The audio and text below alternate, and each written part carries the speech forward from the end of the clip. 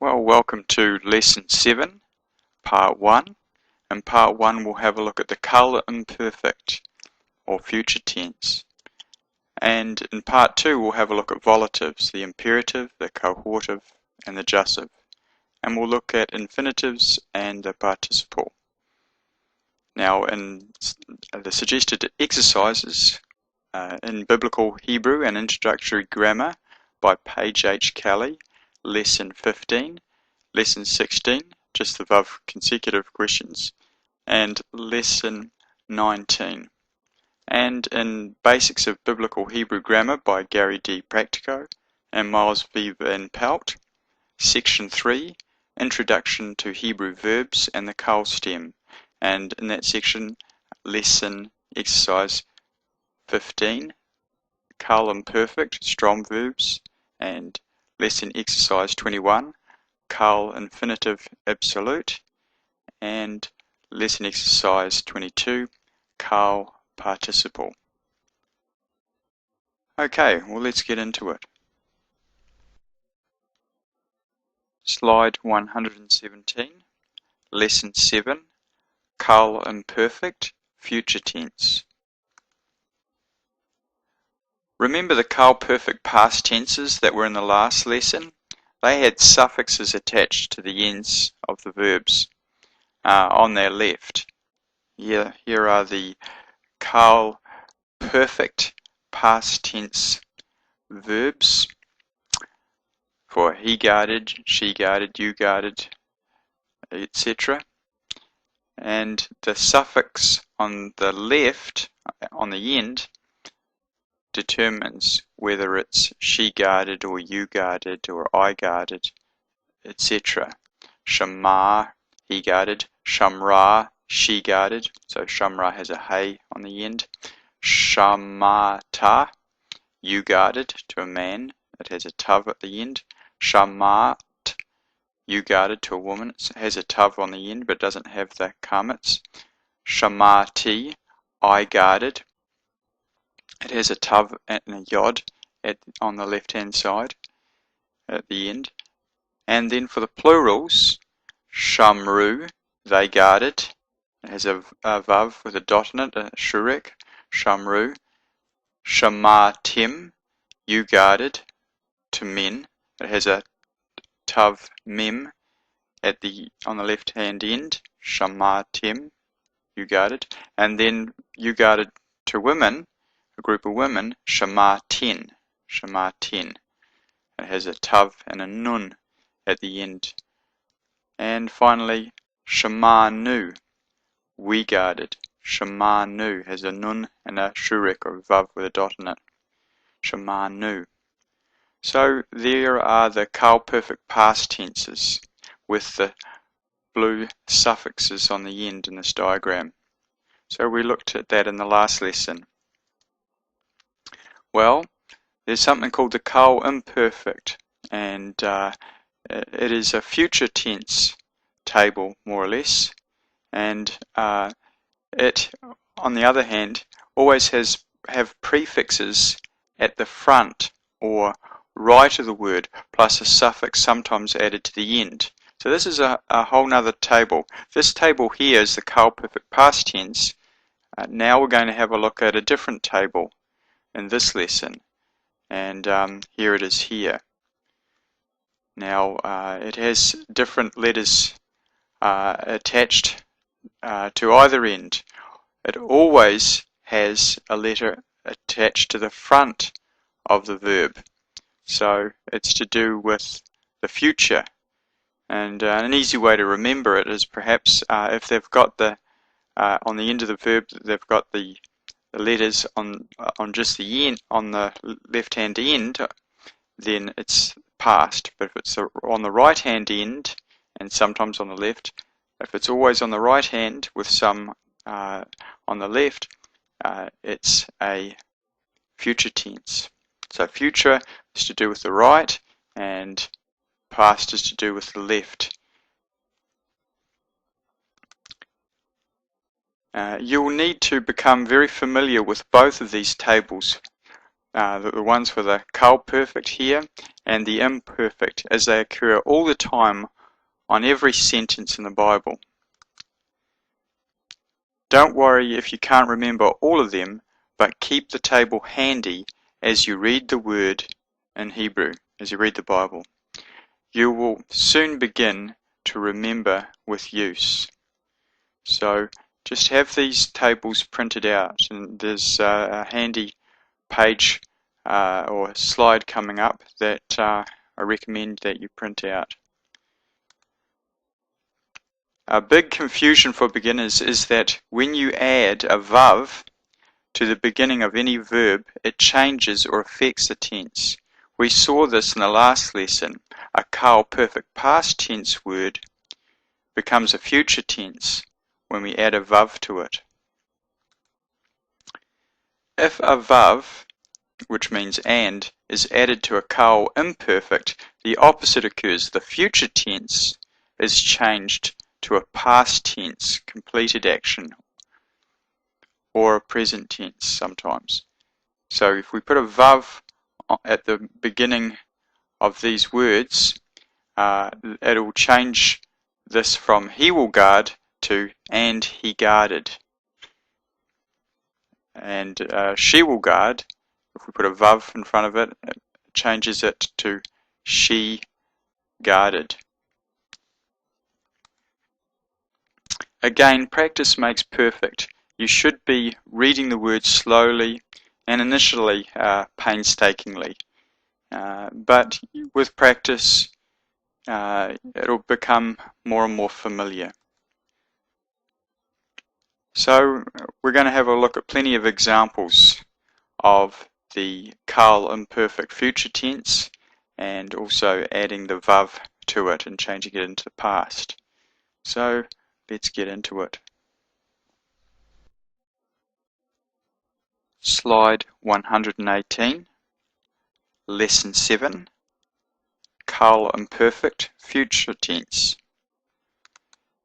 Now here's the Carl imperfect future tense table for the singular forms.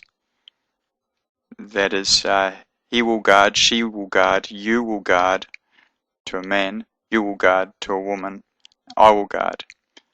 Or in Hebrew, he will guard, yishmor, yishmor, she will guard, tishmor, tishmor, you will guard to a man, tishmor, you will guard to a woman, tishmari, tishmari, and I will guard, ishmor, ishmor. So let's have a look at some examples of these singular forms. The first one, va'al panei kul achayev. Va'al panei kul achayev. Yishkon, yishkon. Yishkon means he will dwell. Va'al panei, and upon, va'al, and upon, va'al panei, the face, face, panei means face, va'al panei, and upon the face, kul achayev. Kul means all, achayev means his brothers or his brethren. Ach means brother, achi means my brother, achayev means his brothers or his brethren. Yishkon, he will dwell. And upon the face of all his brothers he will dwell. Or, as it's put in English, in the King James, and he shall dwell in the presence, in his face, in the presence of all his brethren.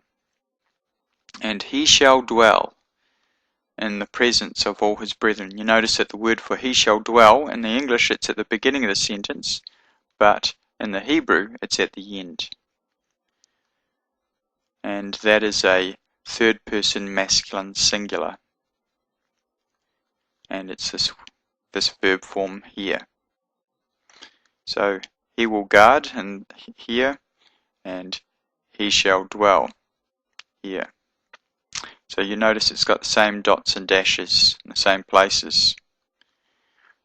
Let's have a look at another one.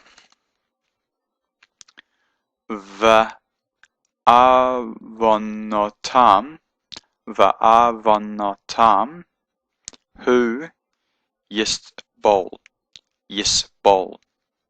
Va'avonotam hu yisbol. And va means and. Avon means iniquity. Tam, their iniquity. So this is a pronominal suffix, this is a noun. Va'avonotam, and their iniquity. Hu yisbol, he will forgive. Yisbol. And as it says here, for he shall bear their iniquities. Notice they say for here, but the actual word is vav, the actual letter is vav, so it's literally and he shall bear their iniquities. So this is a third person masculine singular again. Notice the dots and dashes are all the same as here. So this is a kal. This is a strong verb.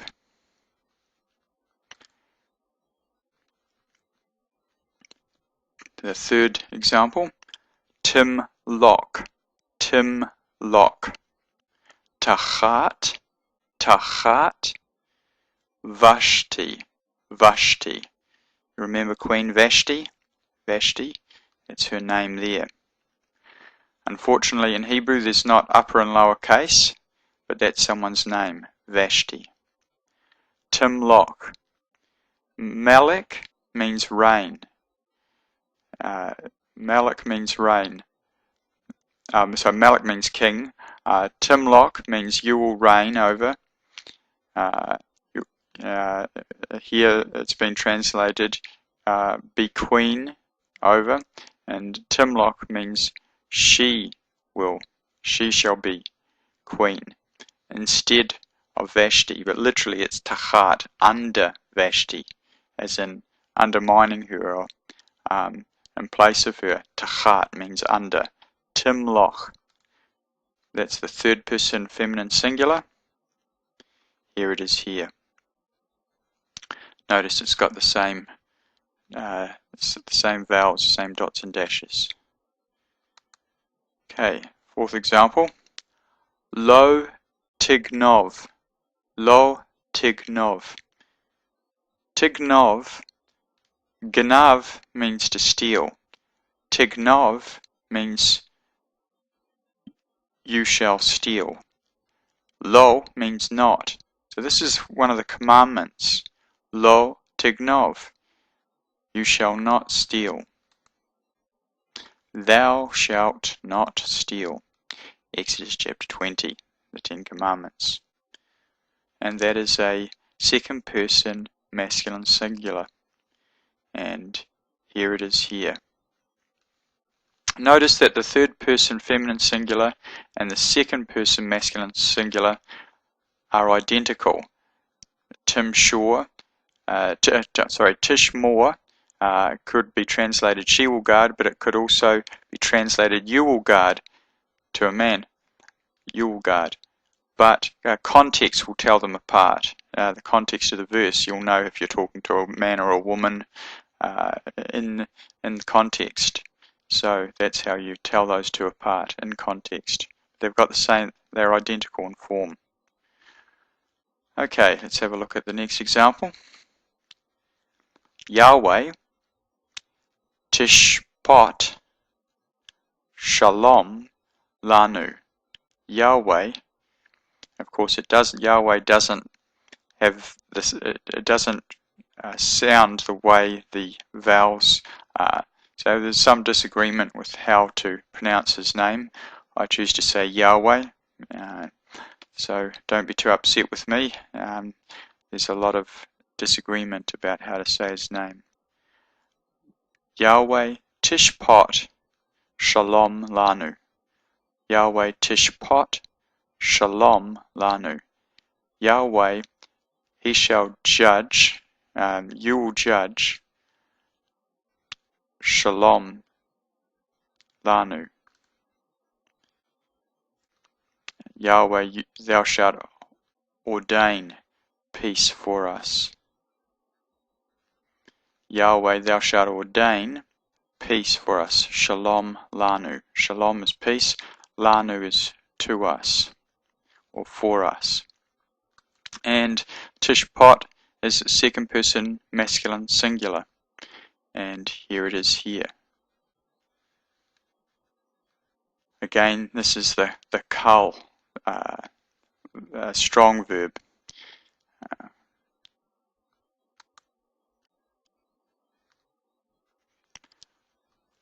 Right, next example. Al tismachi. Al tismachi. Pilashet. Kulek. Al means not. It's the same as this sort of thing.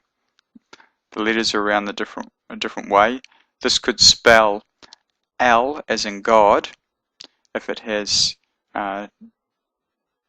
an S sound, but if it has an A sound, it means not. Al tismachi pilashet kulek. Pilashet is the Philistines, and tismachi, samech, means rejoicing or joy. Remember, Simchat Torah means rejoicing in the Torah, or rejoicing in the law, because you finished a reading cycle for a year. Okay, al tismachi, not you shall rejoice, pilashet, the Philistines, kulek. Rejoice not, thou whole Palestina. So this is all of it. Now, interestingly, the word pilashet for the Philistines, so we say Philistines in English, but in Hebrew it's pilashet or philashet. That also means something that tunnels, and it's very interesting that that's what the Palestinians do. They dig tunnels. Right, and tismachi is a second person feminine singular. Here it is here.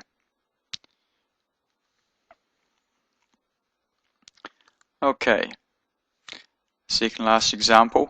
Anochi idrosh ma'amo. Anochi means I. Idrosh means I will seek. I will seek. Idrosh. Ma'amo, from his people, or from with him. I will require it of him. So it's not from his people, it's from with him, because it's not am, it's im. Anochi idrosh ma'amo. So darash means seek. Here it's been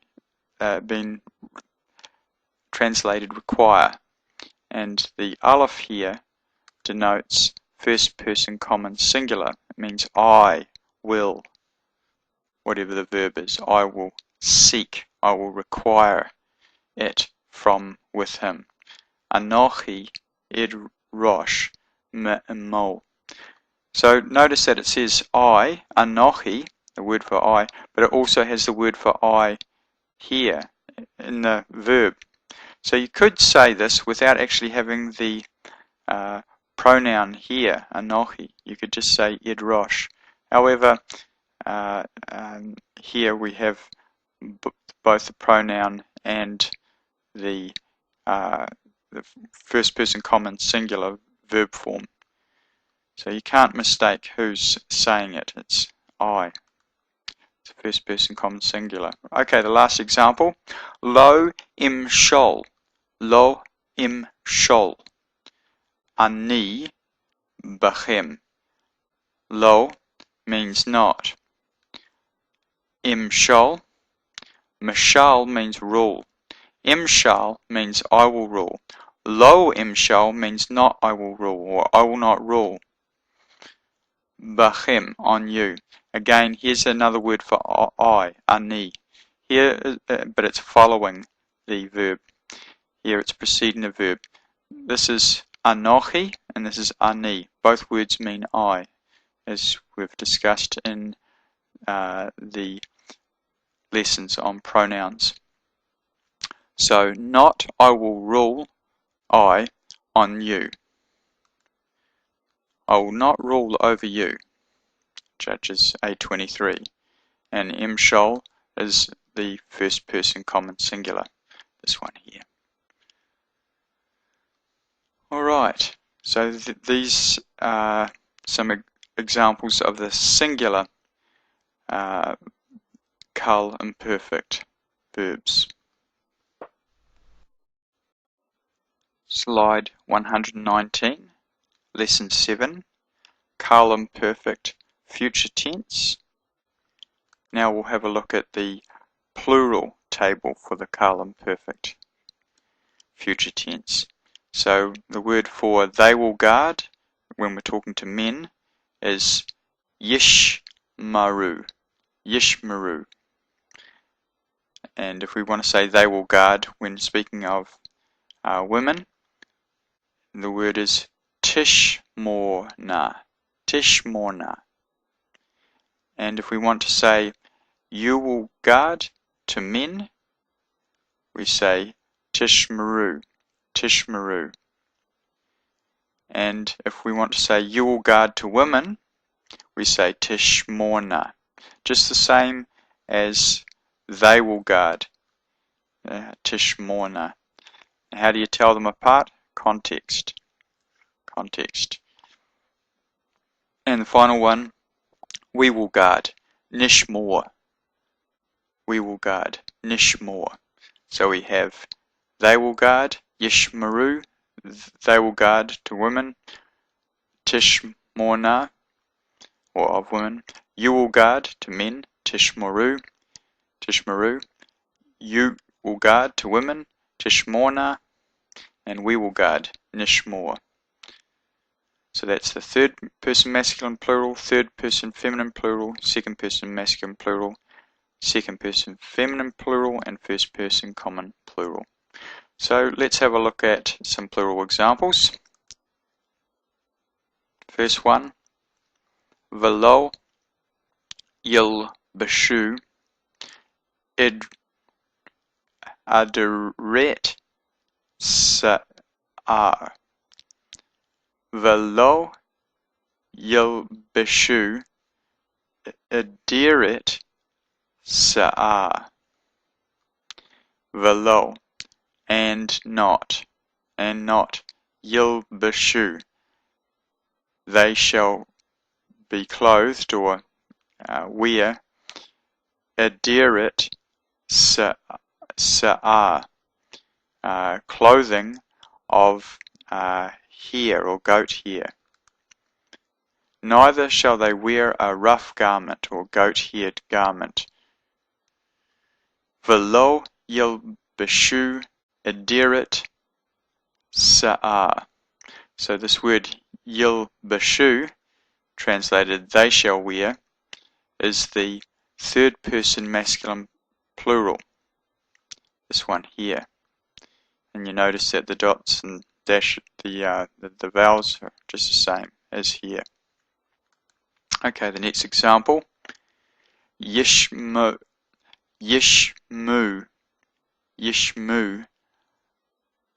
anavim. Yishmu anavim. The word yishmu, the root here, three-letter root, is shema, which means hear. And yishmu means they will hear. They will hear. Anavim, the poor. The humble, they shall hear. So the words are swapped around here, and in English when we translate it, the humble or the lowly or the poor, they will hear.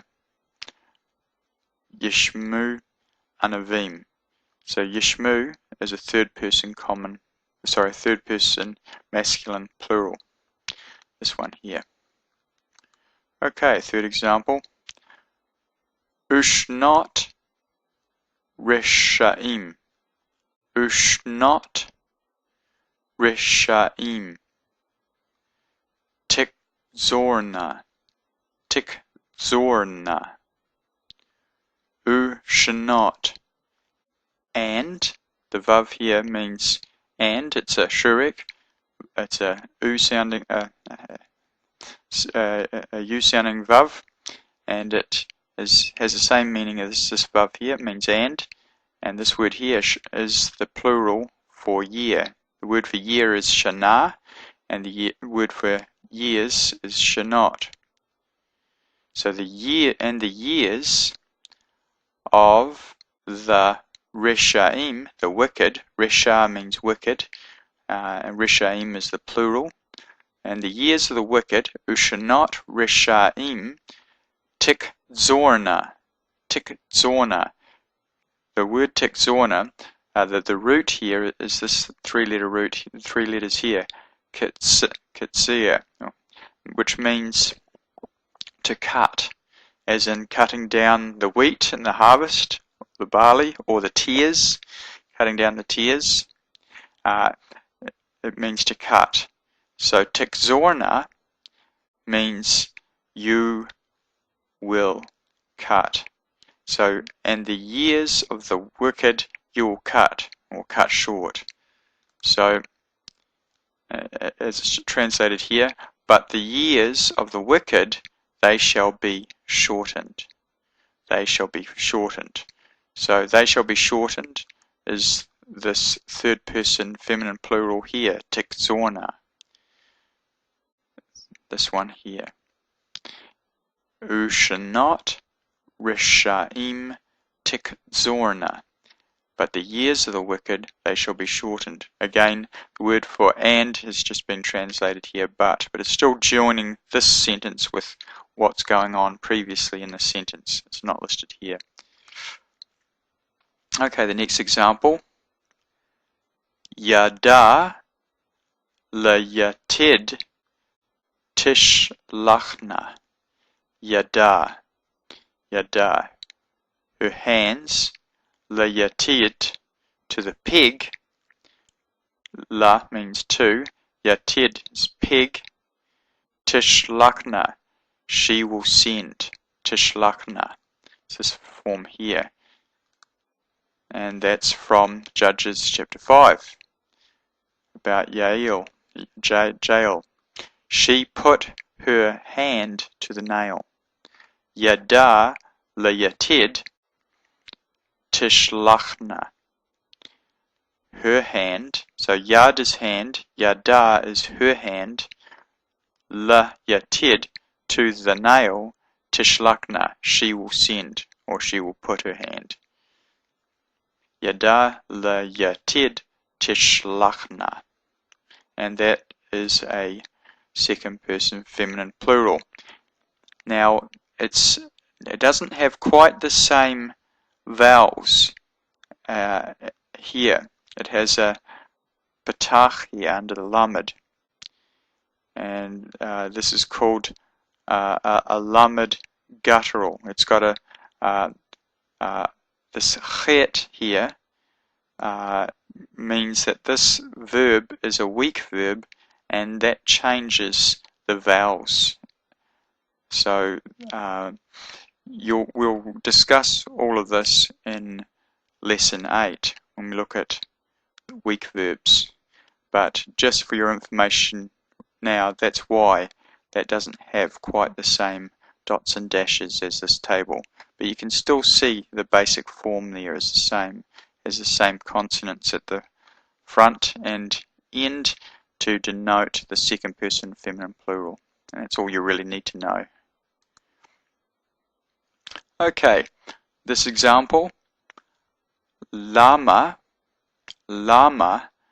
tikrana li naami. Lama Tikrana li nami. Lama means why. Tikrana,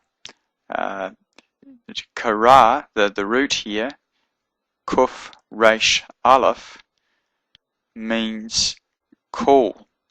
And tikrana means you will call. And li means to me, naami. Why then call ye me Naomi? Naomi, by the way, means pleasant. So, Lama, why?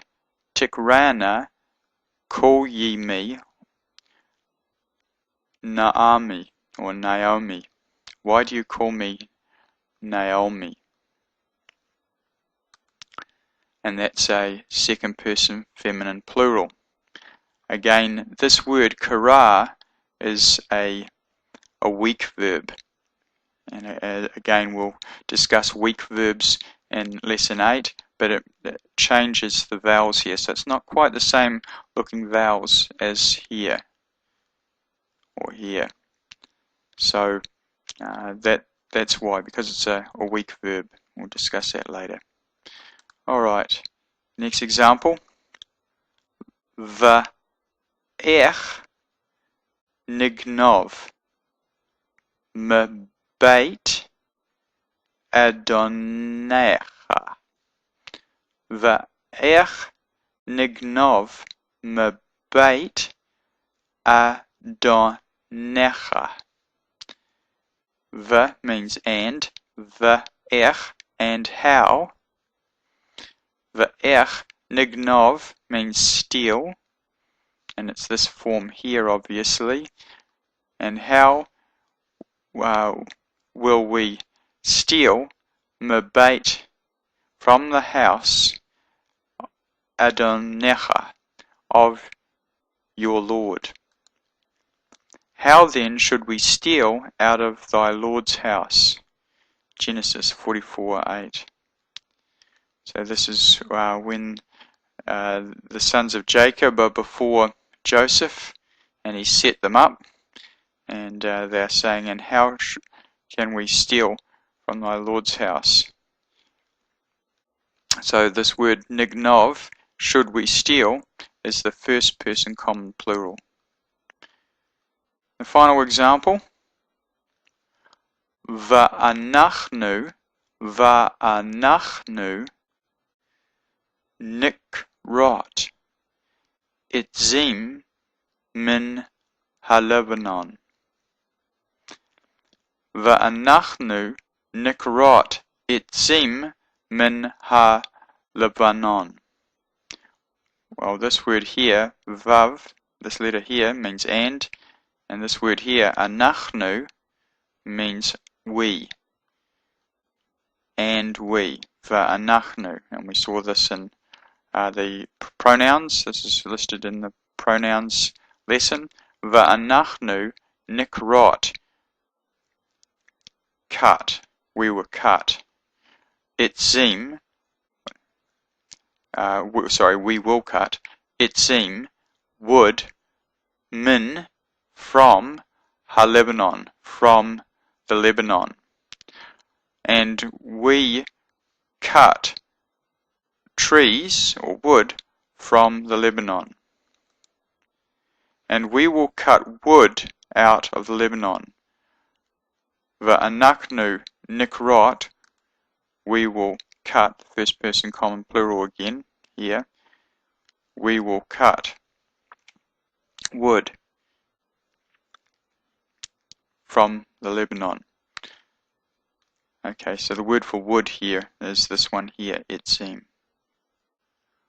Alright, so that's all for the plural examples of the Carl imperfect or future tense verb form.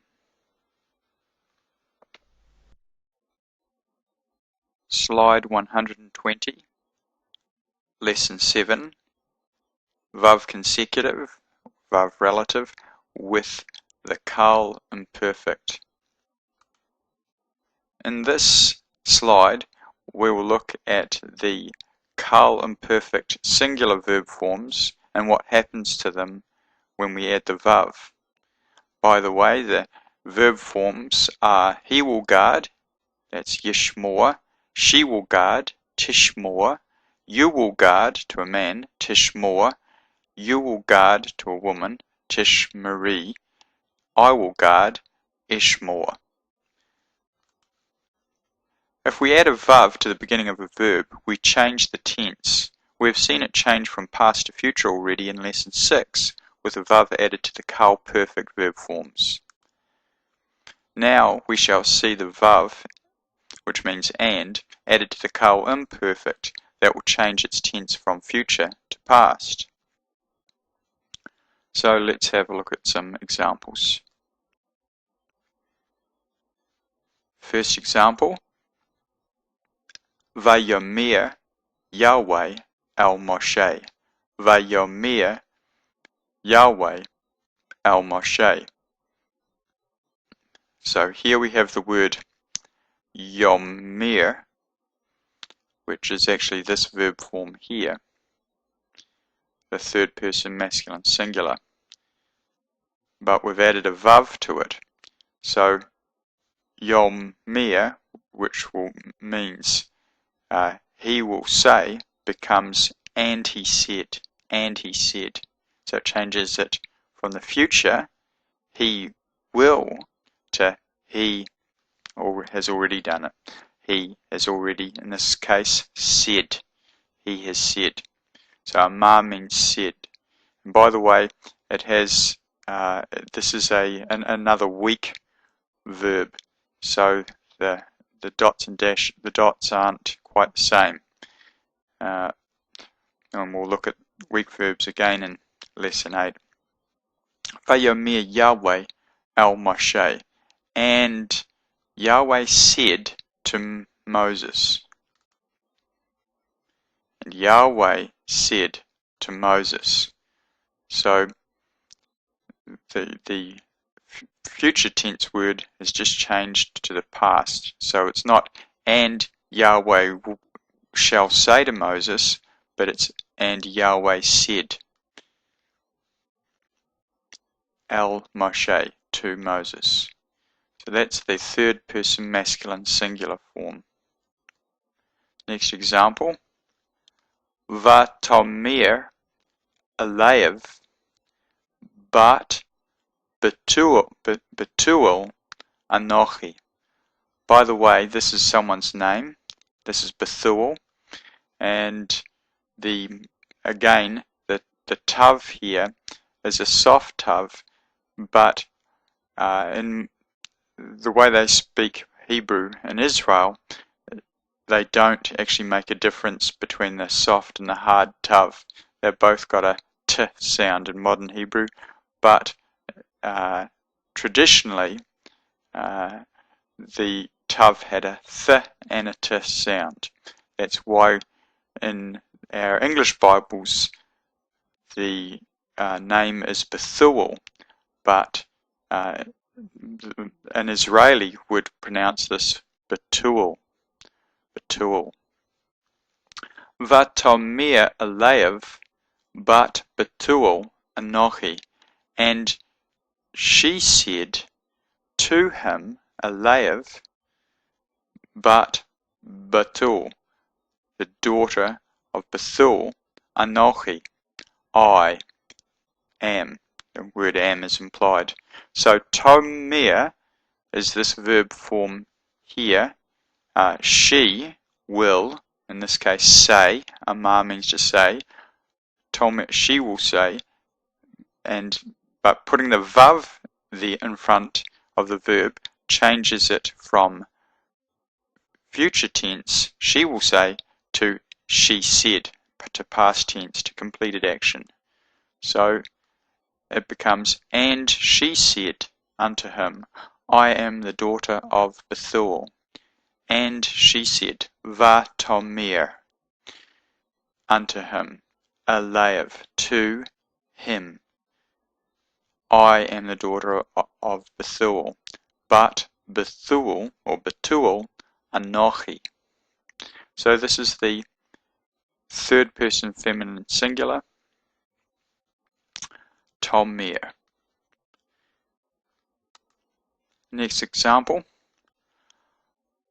Vatomer el ani moshav Elohim yashavti. By the way, this is a little cantillation mark that I haven't taken out of the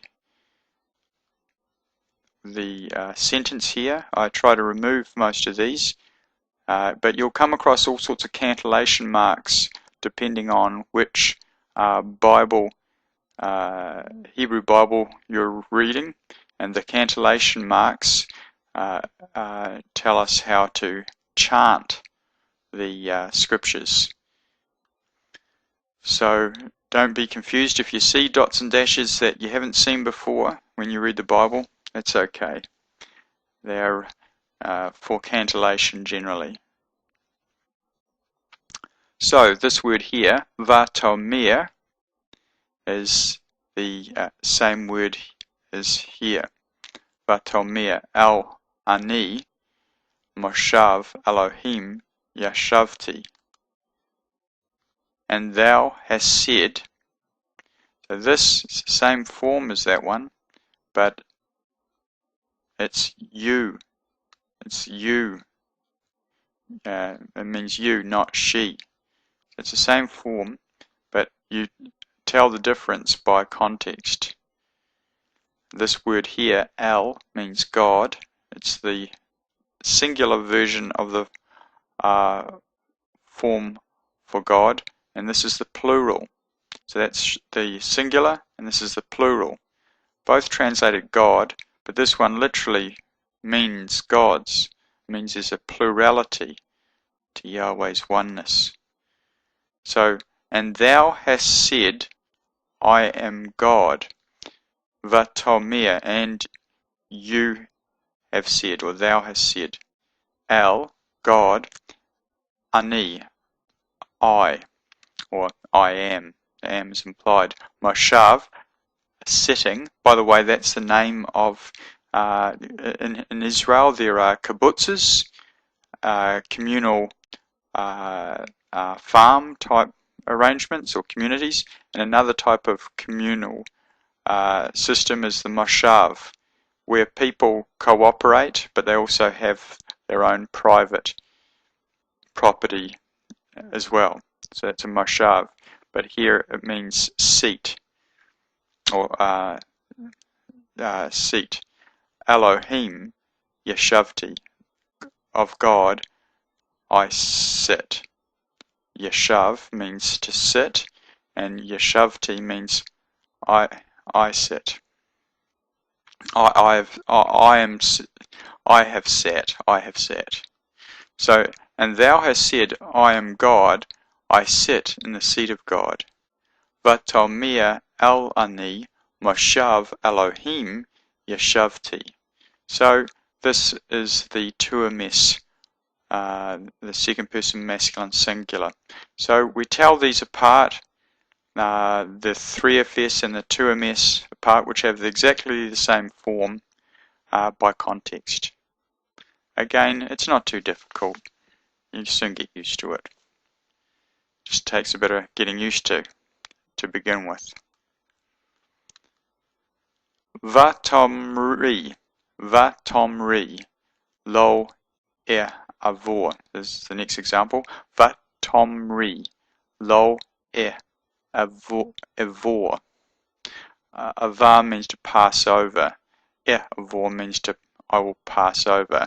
Lo avor means not I will pass over. Vatomri means atomri. Amar means say. So notice I've chosen the same example here, the word amar, just to make things a bit more straightforward. Amar means say. Tomri is this verb form here, the second person feminine singular. You will guard, to a woman. Okay. Vatomri means and you guarded. lo vor. Sorry, and you said, not and you guarded, and you said lo vor. So Tomri means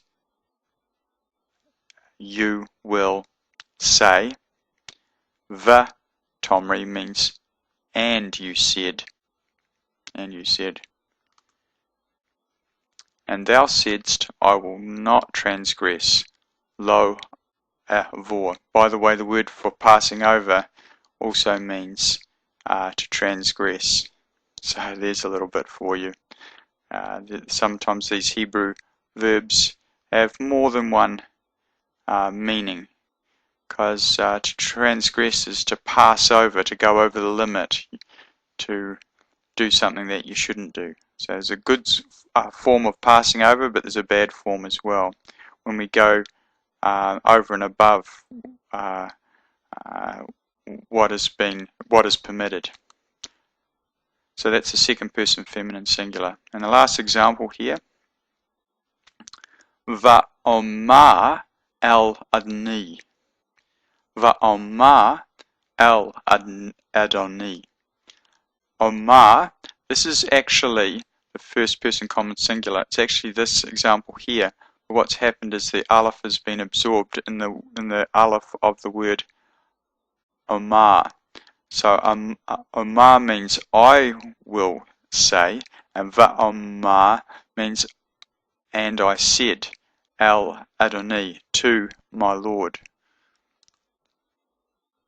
And I said unto my master, Adoni, master or Lord. And I said unto my master, Va'omar el Adoni. So this doesn't have two alephs in it, it just has one, because one aleph has got absorbed. And we know that that's the case because of the dot here. In any case, you know that this word means say, so you can soon figure out the context, what it means from context. So that's this first person common singular, Va'omar el Adoni, and I said unto my master. So you will come across the Vav consecutive on almost every verse, so it is important, and it can be confusing when first learning the perfect and imperfect verb forms. Yes, it is confusing when you first learn these because you have to reverse the tense when you put the Vav in front of it, but you'll get used to it with practice. Okay, so that's all for the singular examples of the Kal imperfect with the Vav consecutive on the front that changes its tense from future to past, or from incomplete to completed action. Slide 121, Lesson 7, the Vav consecutive or Vav relative with the Kal imperfect. And on this slide, we'll have a look at the plural forms and their relationship to the Vav. Okay, the plural forms are they will guard, Yishmeru. They will guard, regarding women, Tishmorna. You will guard, to men, Tishmeru. You will guard, to women, Tishmorna, and we will guard, Nishmor. And notice again that the 3FP and 2FP are the same. The they will guard and you will guard, they're both Tishmorna. And you tell the difference between those two through context. Here are some plural examples of the Vav with the Kal imperfect verb, changing it from future tense to past tense. Unfortunately, there are no examples in the Bible of the Vav consecutive with the Kal 2FP. That is this one here, Tishmorna, the 2FP verb form in the Bible. At least none that I can find. So we'll have examples of what we do find, plural examples. First one, V'yari'u, v'yari'u. Kol ha'am, v'yomru, v'yomru, Yahi, Yahi Hamelech, Yahi Hamelech. V'yaru, and they shouted. They shouted. So it was they will shout, Yaru, but it becomes V'yaru, and they shouted. Kol ha'am, all the people, Kol ha'am, all the people, V'yomru. Yomru means they will say, V'yomru means and they said. Yahi Hamelech. Have you heard of Chai? Am Yisrael Chai or L'chaim? Chai means life. And it's where Adam named his wife Eve, which is actually Cheva, which is from that same root, to live, Chai. Yahi Hamelech, life to the king, or long live the king. And all the people shouted and said, God save the king. V'yara'u kol ha'am v'yomru Yahi Hamelech. Okay, so that's the way it's been translated, God save the king. But in Hebrew it's Yahi Hamelech, let him live the king, or long live the king. So that's the third person masculine plural in both these words, Yara'u and V'yomru. All the people shouted and they said. So those two words, the word shouted here and said, they said here. Okay, the next example. V'tomarna, V'tomarna hazot Naami. V'tomarna hazot Naami. Now, tomarna means either they will say, or she will say. And the vav here means and. This word here is the word for this, Naami. And she will say, this is my people, or this is pleasant, or this can be someone's name, Naomi. So what is it? And they said, is this Naomi? So this word here is the third person feminine plural. It's this one. They will say, not you will say. It's they will say. And when we put the vav in front of it, it becomes and they said. Hazot Naami. Is this Naomi? This hey here is indicating a yes-no type question. So this is this Naomi? Okay, the next example. V'nomir el Adoni yesh lanu av zakin. V'nomir el Adoni. Nomir is this form here, the first person common plural. It's we will say. We will say. And putting the vav in front of it changes it to and we said. And we said. V'nomir. And we said. V'nomir el Adoni. To my Lord, or to the Lord, or to my Master. Yesh lanu av zaken. Yes, for us, or to us, or av zaken, a father of zaken, old. It's also related to the word for beard, zaken as well. Old men have beards. And we said unto my Lord, Vanomir el Adoni, we have a father, Yesh lanu of an old man, Zaken.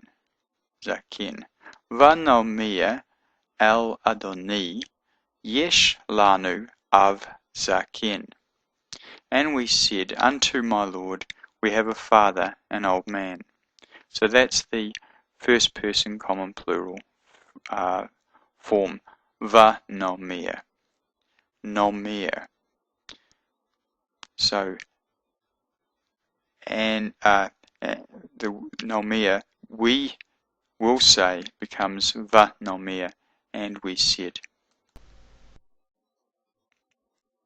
Okay, the last example.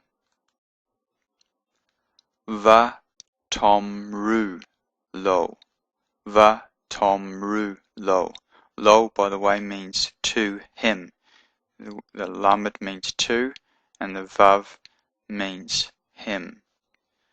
Va tomru. And tomru. Tomru is the second person masculine plural. You will say. You will say. Va tomru. And you said. So you will say becomes and you said. Va tomru. And you said to him. And ye have said unto him. 1 Samuel 10:19. So that's the second person masculine plural. So again, all these take a little bit of getting used to, adding the vav and changing the tense from past to future and so forth, or future to past, but you soon get used to it with practice. And we'll have a look at the tables for the Carl imperfect and perfect, and you might like to print them out. That's on the next slide. Slide 122, Lesson 7, Comparison of Carl perfect and imperfect. Here we see the Carl perfect or past tense table, and the table next to it is the Carl imperfect or future tense table.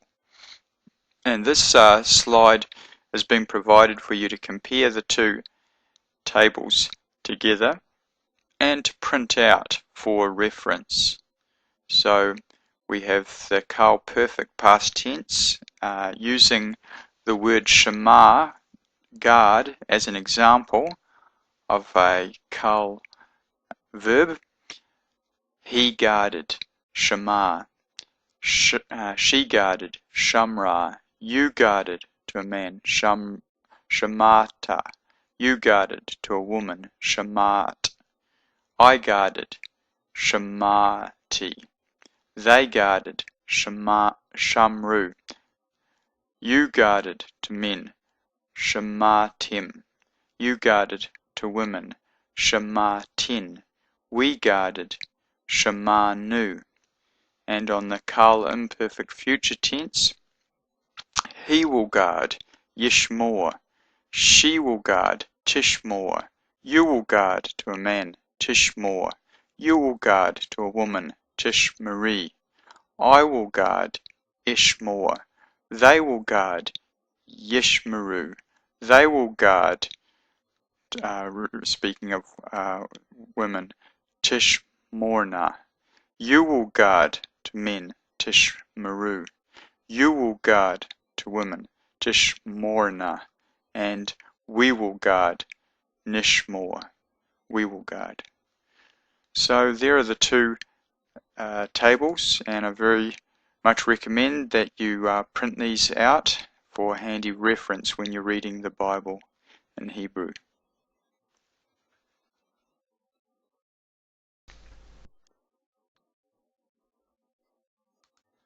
Well done. It's time to have a cool, refreshing break. You deserve it. And lesson 7 will continue, and we'll look at the following topics next. Volatives, the imperative, the cohortive, the jussive, and we'll look at infinitives and the participle as well. And if you don't know what those things are, you'll soon find out. But right now, you might just like to have a break.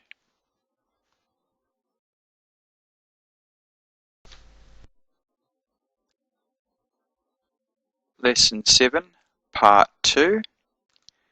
In Part 1, we had a look at the Carl imperfect, or future tense, and we saw how it was used with the Vav consecutive or Vav relative, how it changed time.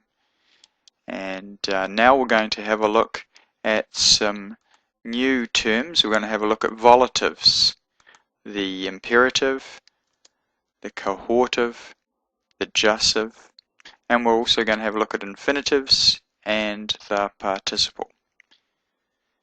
And the suggested exercises are in Biblical Hebrew and Introductory Grammar by Paige H. Kelly, Lesson 15, Lesson 16, just the Vav consecutive lessons, and Lesson 19.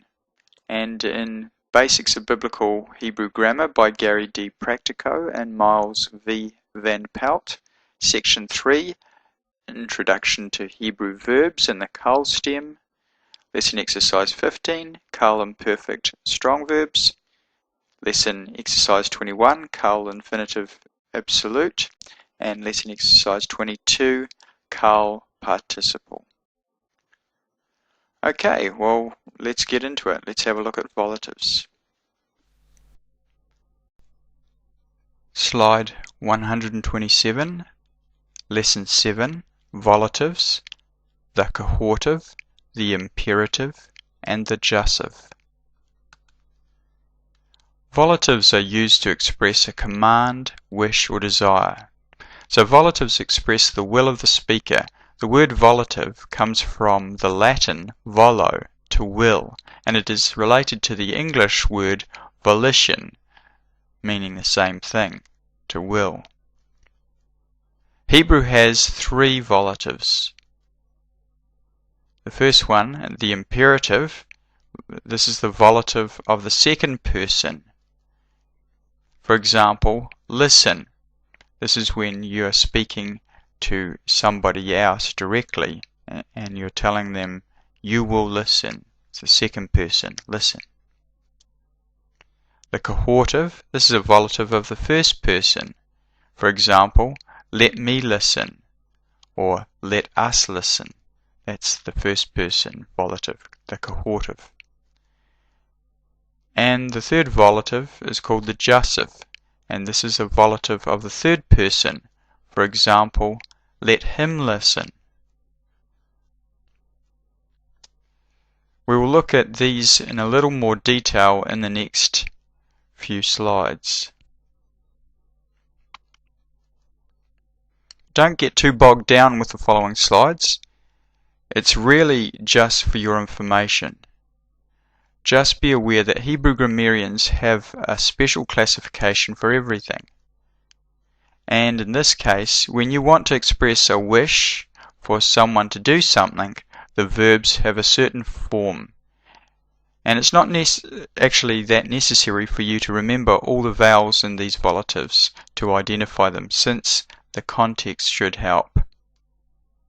At least now you know volatives exist and you can refer to them here if you wish. So let's look at these 3 volatives on the next 3 slides.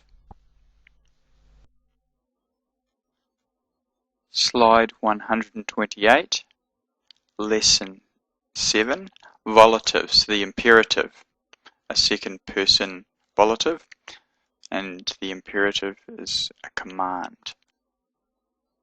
An imperative is basically a command to do something. Thus, it only appears in the second person. The second person is you. You do such and such. You can usually tell it's an imperative command just from context. So here we have the table for the imperative. This is the Carl version of the imperative.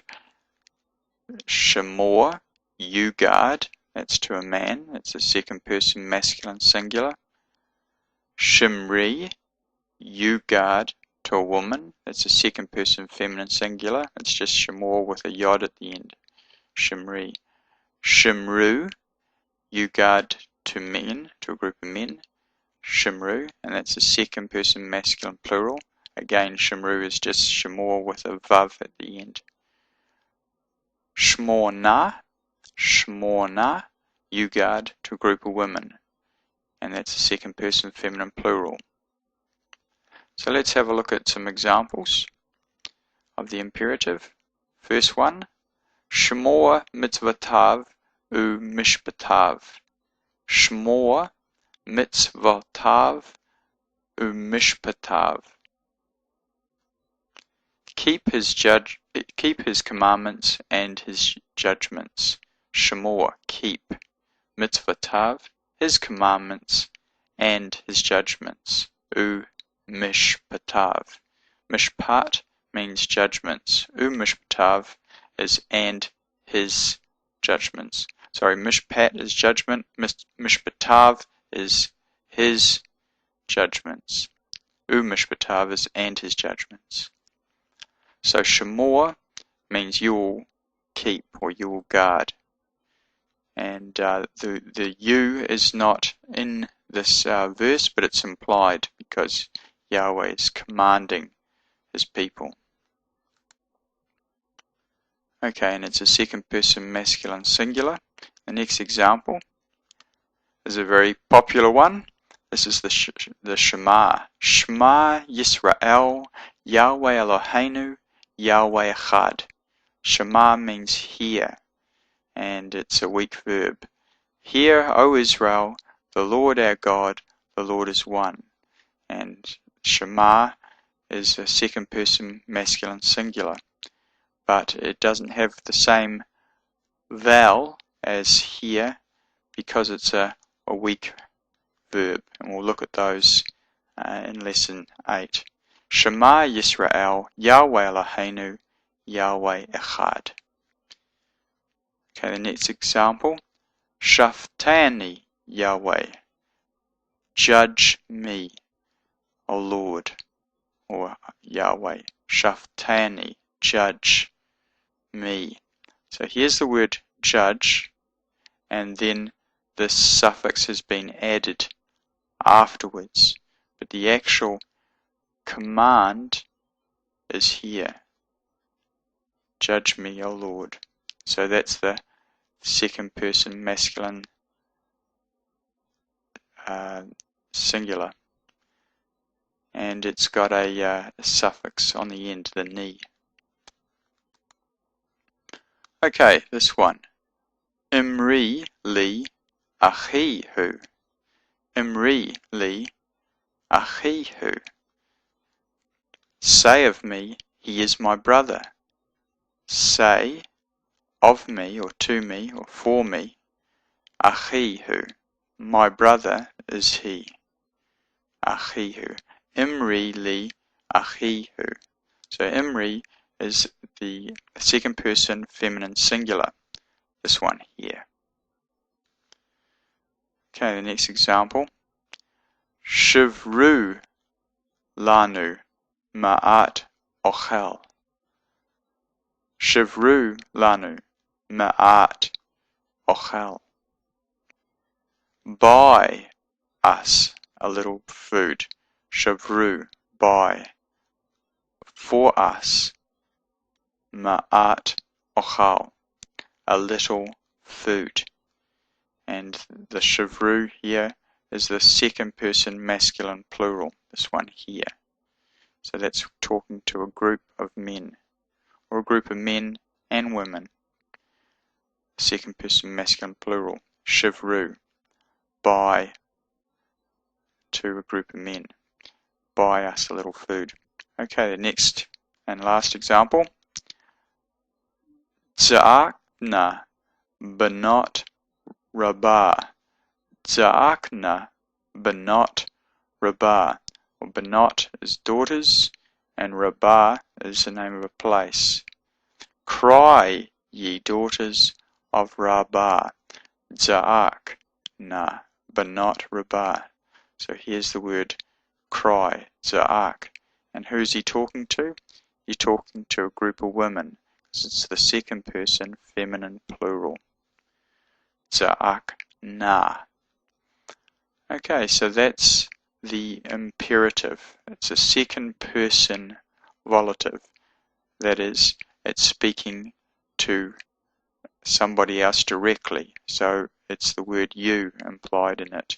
You do such and such. It's a command. It's a strong word. And when we think of the commandments are this sort of thing, an imperative.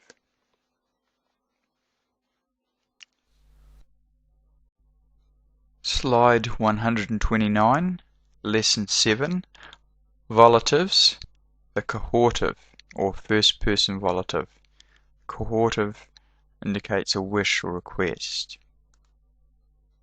Like the imperative, the cohortive is used to express a wish or request or command. For example, let us make man in our image, Genesis 1:26. Let us. There's a cohortive. So a cohortive is a volition in the first person. First person is I, me, or us. Cohortive is used to express purpose or result, and it's often translated let me or let us do such and such. So here's a little table with the two forms of the cohortive, which is actually just derived from the imperfect with a hey added to the end of the first person common singular and first person common plural. So instead of iktov, we have iktava. Iktava. Katav means to write. Iktov means I will write. And iktava means let me write. And niktov means we will write. Niktava, the cohortive version, means let us write. Let us write. That's the first person common plural. So this is what the cohortive looks like. It looks like the first person common singular and first person common plural of the imperfect, but it's got a hey on the end of it. So the cohortive is the first person imperfect. First person common singular and first person common plural. So it's a first person imperfect, to which a hey is added. This hey is not to be confused with the hey used as the feminine singular noun ending. Of course not. And this is not a noun, this is a verb. So let's have a look at some examples. First one, Natcha et mosrotemo. Let us break their bands asunder. This is from Psalm 2. Let us break. Natcha et mosrotemo, the bands. So here is the cohortive form, and it's the first person common plural. Okay, let's have a look at the next one.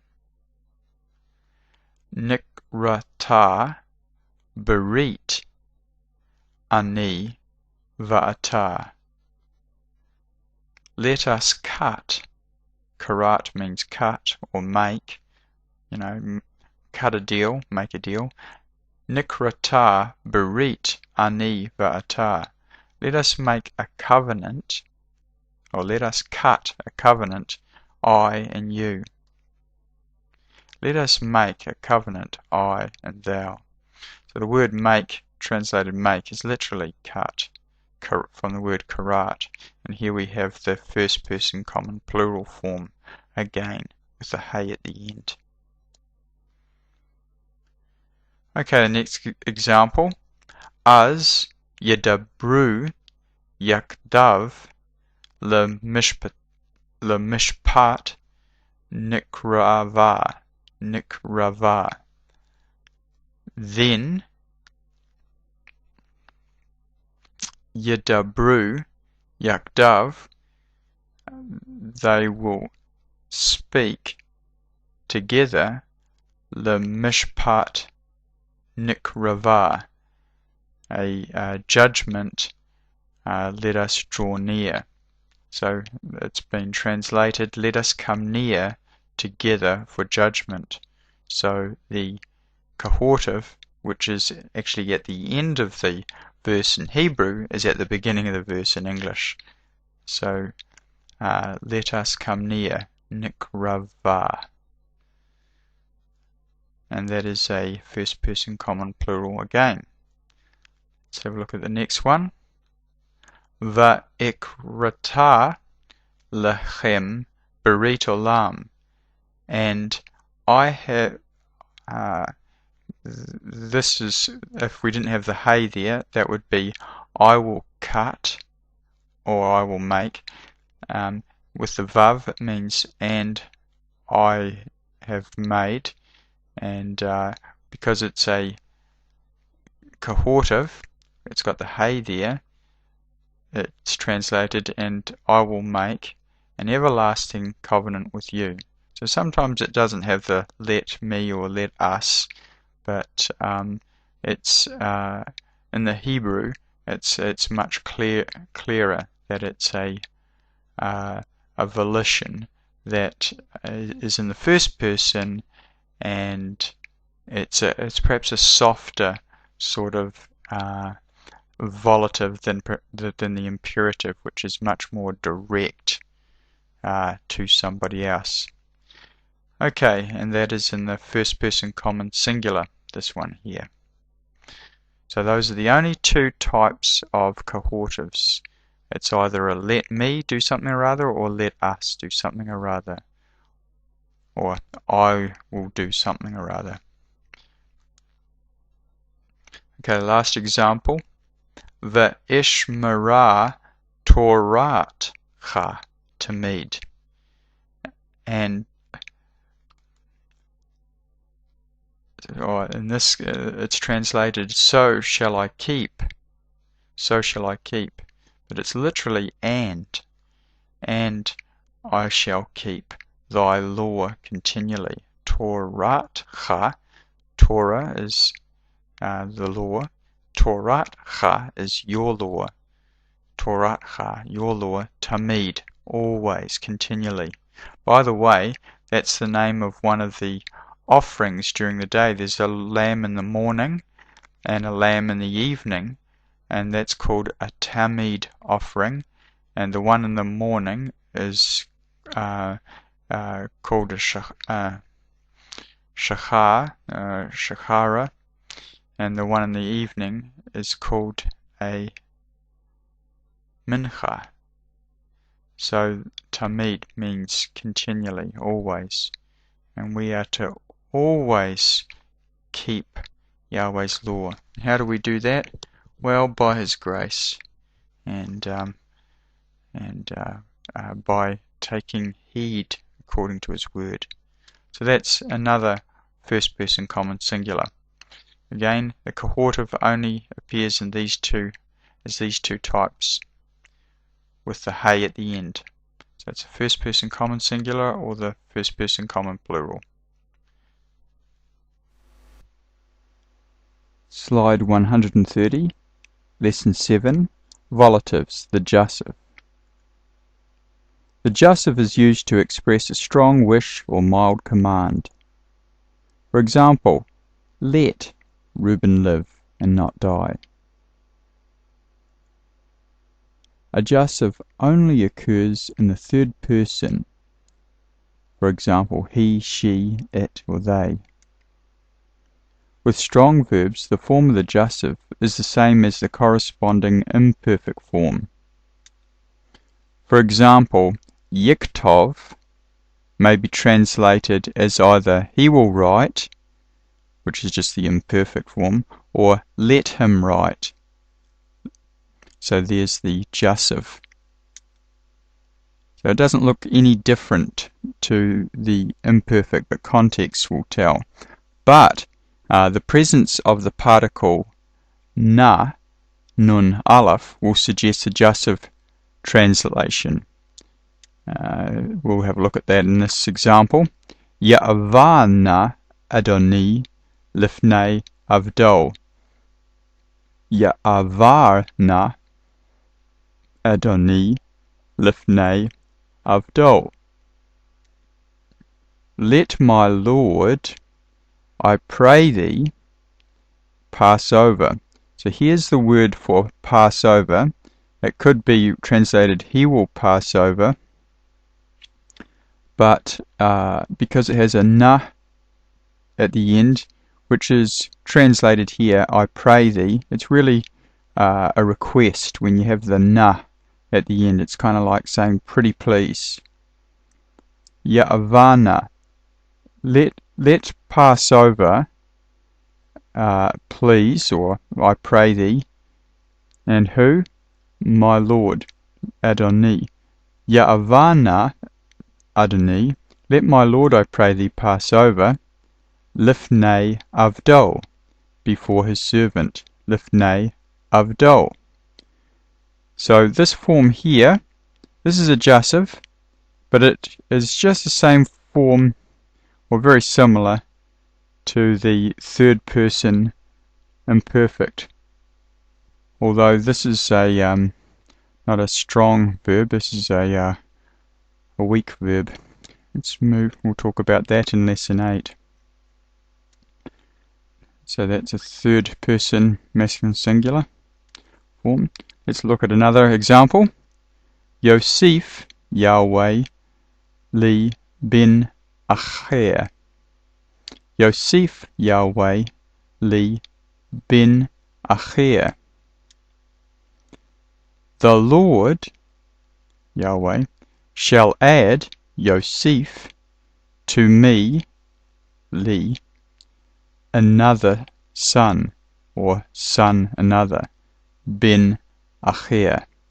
Yosef, he shall add, Yahweh, li, to me, bin Acher, a son another. So here we have the third person masculine singular again. So that's adjussive, and because it's a request, the whole sentence is a request, or a strong wish. That might be a better way of describing this sentence. And then it's adjussive.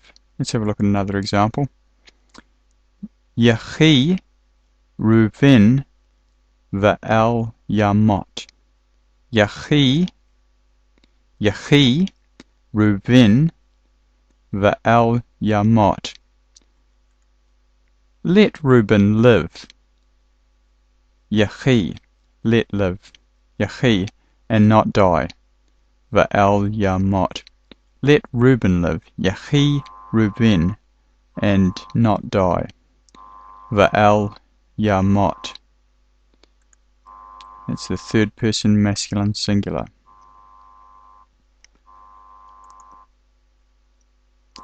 And this example, Ata Yizkor Ayonam, or Avanam. Ata, now, he will remember, Yizkor Avanam, their iniquity. And that's again third person masculine singular. One more example, Yehi-or. It's straight from Genesis. let there be light. Yehi or, let there be light. So this could very well just say be light, but just the way it's written, it's translated let there be light. It's a kind of a strong wish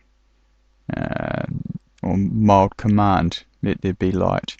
3ms, third person masculine singular. So that's how it appears. It's always a 3ms form, and sometimes it has the nun aleph, which just means I pray thee, or please, or pretty please. So that's adjussive, and that's all for volatives. We've had a look at the imperative, which occurs in the second person, the cohortive appearing in the first person, and the adjussive appearing in the third person.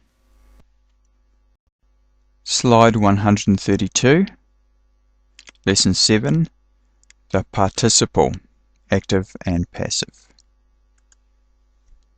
In English, a participle is formed by adding ing to a verb.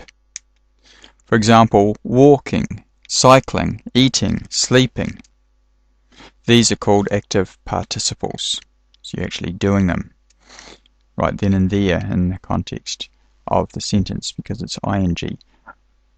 A participle can also be formed by adding ed to a verb. For example, walked, blessed, opened, killed. These are called passive participles. So here we have the active and passive participles for the word guard. So we have guarding and guarded. Shamor for the active participle, guarding, and shamur, the guarded, the passive participle. So let's have a look at another active participle, shofet, judging, shofet, judging, and shofek dam, shedding blood, shedding, shofek dam, blood. So you notice the vowels here. Okay, let's have a look at a passive participle. Shachut, shachut. Slaughtered, slaughtered, shachut.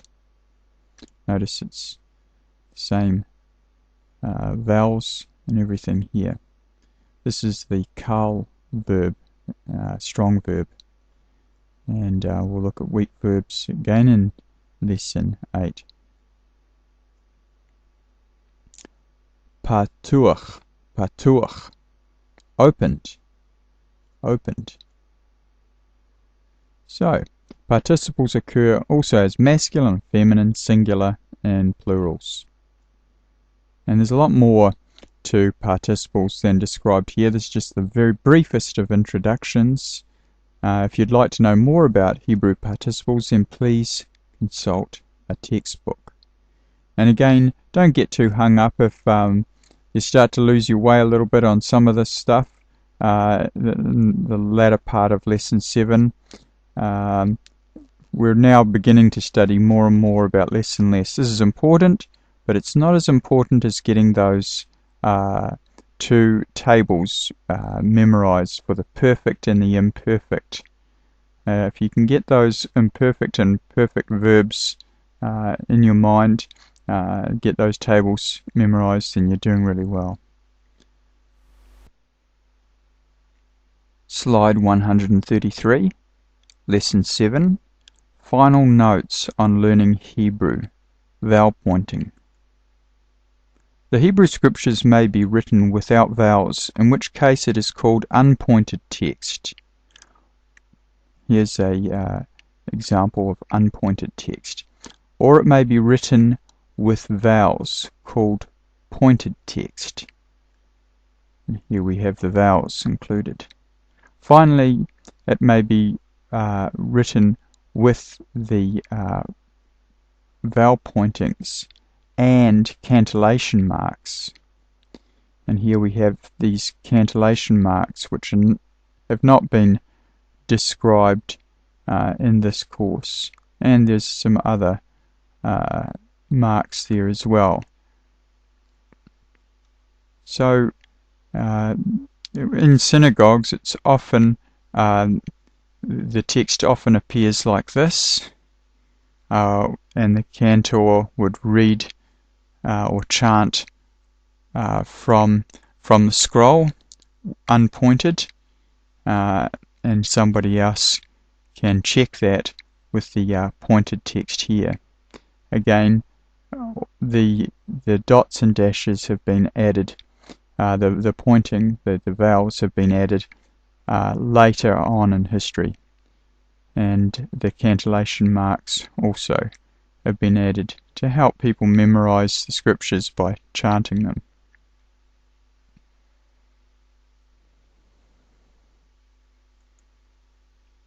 Cantillation marks and chanting scripture are not covered in this course. Slide 134, Lesson 7, Final Notes on Learning Hebrew. In this course, get the basic gist of the grammar, but don't get too hung up on it. Simply print out the tables for the pronominal suffixes in Lesson 5, and the perfect and imperfect forms of the kal verb stems in Lessons 6 and 7. Concentrate on vocabulary. At the end of this lesson, on the next slide, we'll have a look at our vocabulary. Learn the most common words first. A few hundred words would be a great help for the next step, which is start reading the Bible in Hebrew. Once I got some words and simple grammar under my belt, I decided to just read the Bible in Hebrew. I determined not to read it in English at all, but to devote all my daily Bible reading time to reading in Hebrew only. Of course, I had an English translation nearby to help with the Hebrew. Now, there are free interlinear Bibles for PC, such as the ISA program. You can also use eSword, and there's a Hebrew module for eSword for the Old Testament and a New Testament one also, and the Devar 3 software programs or software program, and they're all available for free. Even if you don't cover the same amount of scripture in your daily readings while reading Hebrew, you'll slowly gain a greater depth of insight. And I found it hard going, but I found that if I persevered, I'd get there. One other thing I noticed when I was learning Hebrew was that I kept getting very tired. As soon as I went to learn Hebrew, I suddenly got tired. And so sometimes we can have opposition, spiritual opposition, to doing what God wants us to do. So nothing worth doing is necessarily easy, but with perseverance and with the help that comes from God, you'll get there. And so again, I just want to stress that you should concentrate on getting just a rough gist of the grammar, and then start learning some words and committing them to memory, and then start reading very slowly, and start building your vocabulary. So persevere. After a few years of disciplined study and gradual gain of vocabulary, you will be able to gain much more insight, of course, with God's help, than from an English Bible, as good as they are. There is just no substitute for the original Hebrew in terms of the depth of understanding that can be gained with, of course, the Spirit of Yahweh, the Ruach HaKodesh, teaching us. And of course, Yahweh can teach us many things in the English Bible, but He does also teach us many things from the Hebrew.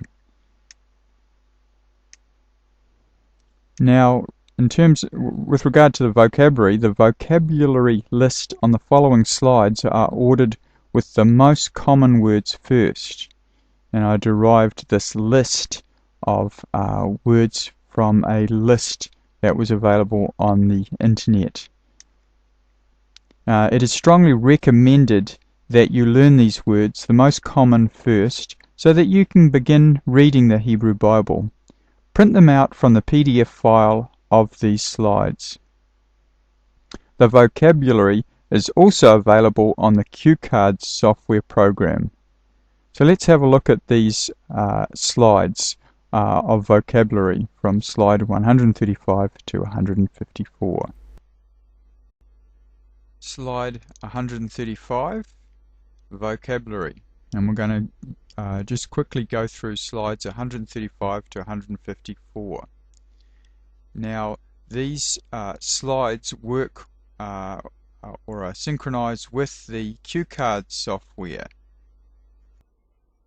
Here it is here, and if you click on Study, once you've installed this software, then it comes up with the word, and it will say the word. That's my voice there, and you click on the Show Answer, and it comes up with the answer. Now I've got this set to a rather large font, so I just drag the screen and make it a bit bigger. And there's some options that you need to set up when you install this. And again, the instructions are on the DVD, software DVD that I have provided with the free software. And of course, if you copy that and send it to other people, you're welcome to do that, but don't sell it. It's all free software. Freely you've received, freely give. So that's a QCard software, and this list here is all the words that occur 2,000 to 10,000 times in the Bible. And if you start with the most common words first, you'll make great progress. Okay, so this is the list from words occurring 2,000 to 10,000 times. Now we also have words occurring 1,000 to 1,999 times. And we have a list for words occurring 500 to 999 times on slide 137.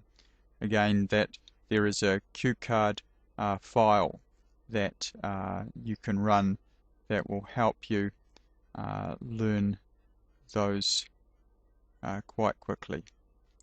Here are the words here.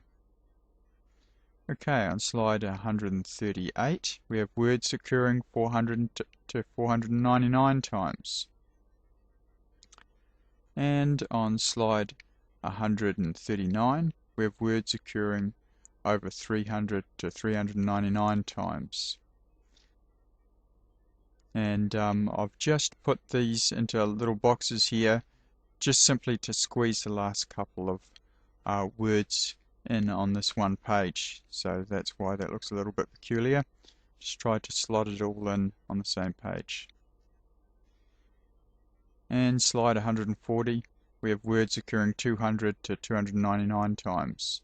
And again, I just slotted this in here because I just wanted to squeeze it all on the same page. And on slide 141 we have words occurring 150 to 199 times. And on slide 142 words occurring 100 to 149 times. And couldn't quite fit it all on one slide, so slide 143 has the rest of those words there.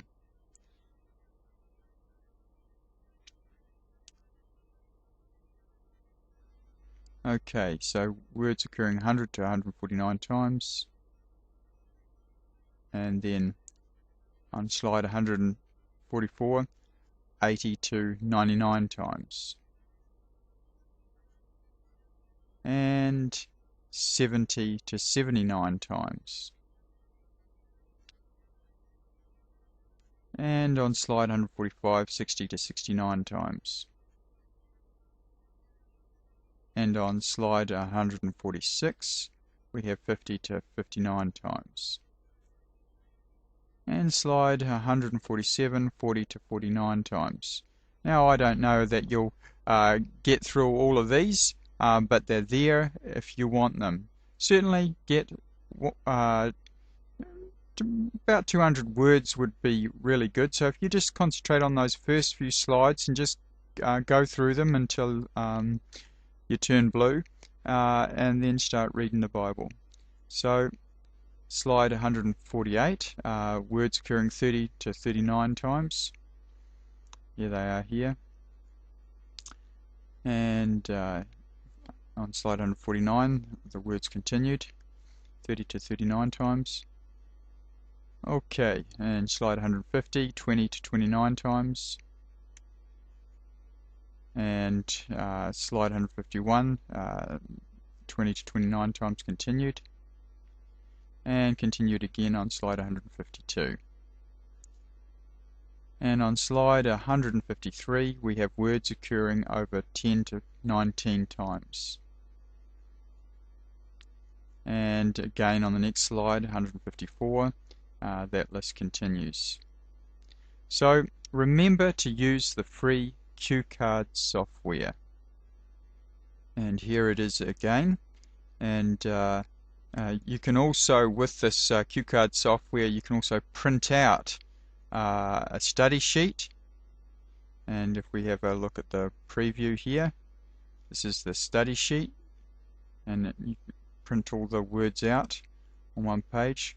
Or you can actually also print out single-sided cards that look like this, or you can also print out double-sided cards, and on one side it'll have the Hebrew, and if you turn the paper around the right way on your printer, it will have the English on the other side. So it's really good software, really helpful. And hopefully they'll help you with your memory recall and audio pronunciation. You can even print out the physical cards, as I've just shown you, on one side with Hebrew on one side and English on the other. So that is the vocabulary slides.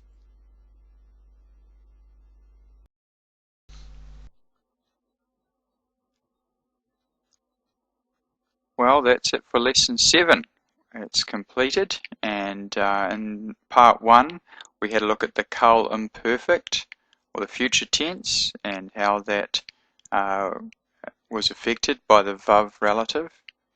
And in part 2 we had a look at volatives, the imperative, the cohortive, and jussive, and the infinitive and participle also. And if you haven't done so already, have a look at the suggested exercises in Biblical Hebrew and Introductory Grammar by Paige H. Kelly, Lesson 15, Lesson 16, just the Vav consecutive part of the exercises, and Lesson 19. And in Basics of Biblical Hebrew Grammar by Gary D. Practico and Miles V. Van Pelt, Section 3, Introduction to Hebrew Verbs and the Kal stem. Lesson Exercise 15, the Kal imperfect, strong verbs. Lesson Exercise 21, Kal infinitive absolute. And Lesson Exercise 22, Kal participle. Well done for making it so far. And if you get lessons 1 to 7 under your belt and become familiar with these various types of verbs, the Kal perfect and the Carl imperfect, and the pronominal suffixes and so forth, then you're well on the way to reading Hebrew. And all you really need to do is knuckle down and learn words. Okay, so thank you very much for your patience, and I do hope that you go over this until it's lodged in there. And print those tables out, please.